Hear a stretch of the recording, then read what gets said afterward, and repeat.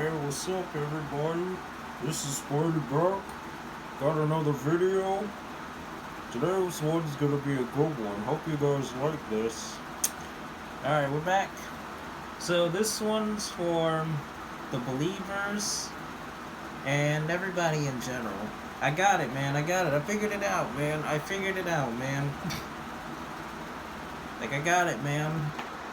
I figured out a cool, practical, and authentic way to walk with God. It's crazy. I got it, man. I got it. Alright, first of all, I'm going to start by saying this. Okay, Jesus is not the head of the Christian religion. He's a king. He's not a religious person. He's a king. He did not come to start a religion. He came to put an end to religion forever. That's the first thing. I gotta get that off my chest. Now, the next thing is,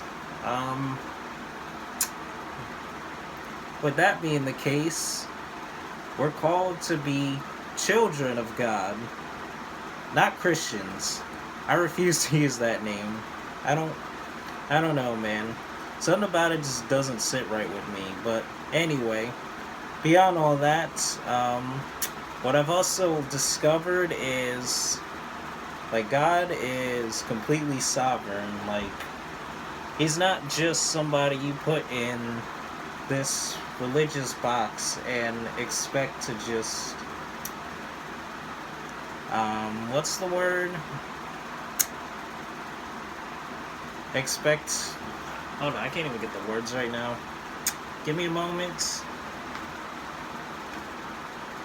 Alright, he's not just somebody you can just throw into this, like, religious category and expect to just stay there. Like, sometimes God will do things to show you that He's way bigger than the boxes that we put Him in. And when He started to show me the truths of the kingdom, that was one of the things I began to see. And I discovered that even being in the religion, I wasn't getting the full picture, like the full truth of everything. Like, I wasn't getting the full gospel. And I wasn't getting any closer to understanding Him. And beyond that, when we put Him in this religious category, it made it seem illogical for us to, or rather for Him to want to be, like, associated with us, especially if all we're portrayed to do is things that are exclusively for, like, a church or anything similar. But God showed me that His plan is far bigger than just the church. Like, He's got a whole plan for all humanity. Like,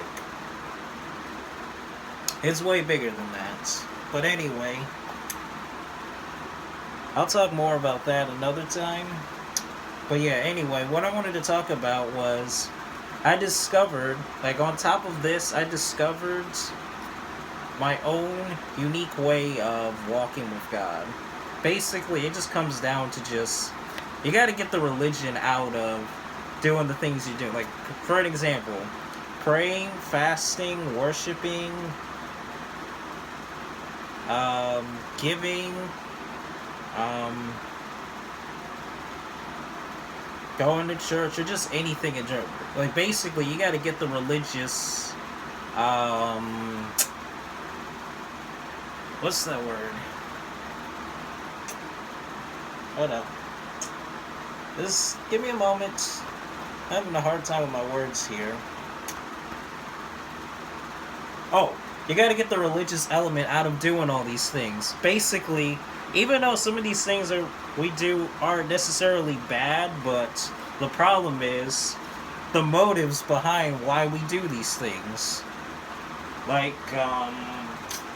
all the stuff I talked about. You shouldn't do that stuff because people tell you to do it, even though it's the right thing to do. But the problem is, you're not doing it because you generally want to do it. You're doing it just because you're told to do it, or you feel like you have to do it. Like, it feels more like an obligation rather than a choice. Yeah, free will.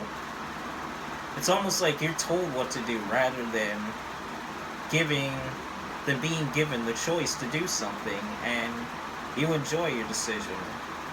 It's like you're being forced to do something, and that's not how he wants this whole thing to be. That's not how he wants our faith journey to be, and that's not how this whole thing is supposed to work.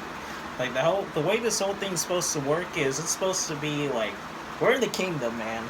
We're not in a religion.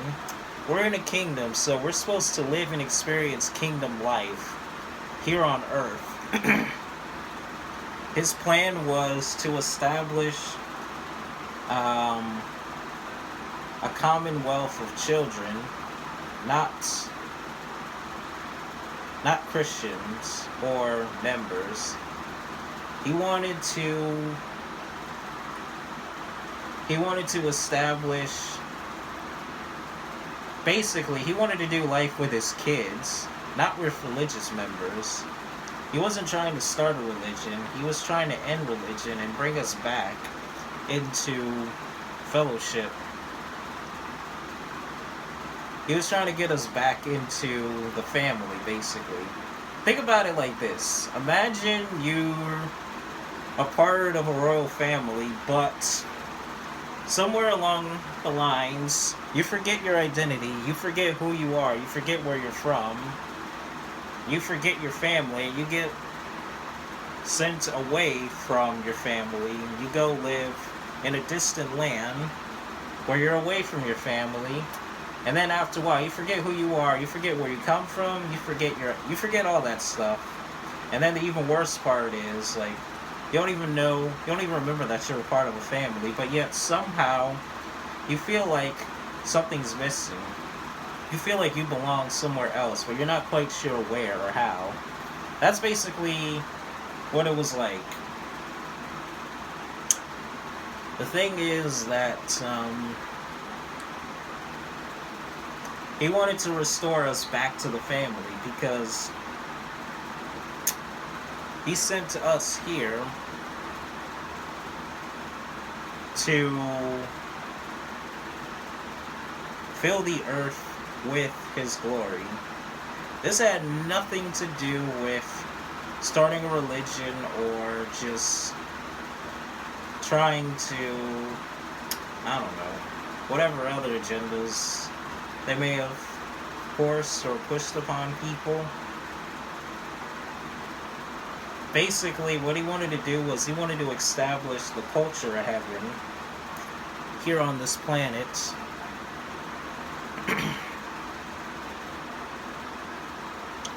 That's what he wanted, and that's why we're here. But beyond all that, he's not trying to force anybody to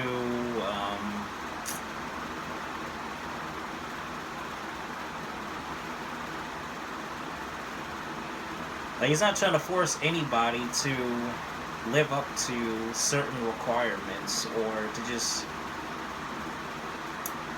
I don't know, I'm having a really hard time articulating my words. Oh, he's not trying to force us to live and experience kingdom life. It's supposed to be something natural that we freely experience. But in order to do that, we got to get the religious elements out of all the things we're doing. Like all the traditions and the stuff that's been passed down, you got to get the religious element out of that. If you want to truly experience kingdom life, you got to get that stuff out. Because otherwise, like, it ruins the faith, man. It ruins the whole thing, man. It's like having a skunk stink up your whole house. That's basically what all these religious requirements are like the equivalent of. It just basically stinks up the whole house, and then before you know it, you got problems, man. So, yeah, basically, on your journey to walking with God, you gotta do it at your own pace, and you gotta find what works best for you. You can't take everything that everybody says and try to force that on yourself. Like, you gotta find what works best for you and just make adjustments or improvements. You gotta find your own path. Yeah, kind of like what Hobie said. Be your own boss. Like, it's all about, like, independence. So, you gotta find what works best for you and just make that adjustment. And I'll be honest, it may feel scary for a while. You may feel like you're a traitor, but I'm here to tell you that that's not true, man. That's just condemnation coming at your door. But that ain't Jesus doing that to you, man. That's just opposition on the way to doing what's right. Just hold on, man, and keep up the fight, man.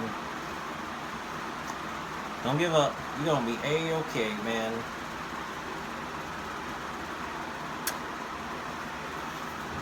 But yeah, basically, just do what works best for you, and don't try to force yourself to do everything that everyone else is doing.